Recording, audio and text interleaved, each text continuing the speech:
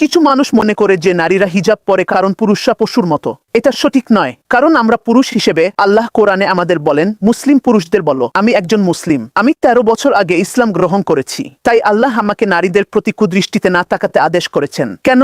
কারণ এখানে নারীর কোনো দোষ নেই। আপনি নারীদের দোষ দিতে পারেন না, বলতে পারেন না পুরুষরা পশুর মতো। আমাদের ধর্ম এ ধরনের ধারণা সমর্থন করে না। আমরা বিশ্বাস করি নারী পুরুষ উভয়কেই নিজ নিজ দায়িত্ব পালন করতে হবে। তাই একজন পুরুষ হিসেবে আমি যদি হাঁটার পথে দেখি কেউ মিনি স্কার্ট পরেছে বা কেউ হিজাব পরেছে, আমি তাকাই না। তার পোশাক কোনো মুখ্য বিষয় নয়। বর্তমানে পশ্চিমা বিশ্বে অনেক নারীদেরকে কেবল যৌন বস্তু হিসেবে দেখা হয়। উদাহরণস্বরূপ, ধরুন কোনো চকলেটের বিজ্ঞাপন আর সেখানে একজন নগ্ন নারী থাকে। চকলেটের সঙ্গে নারীর সম্পর্ক কি? তাই ইসলাম এসেছে এটা বলার জন্য যে না, একজন নারী একজন মানুষ।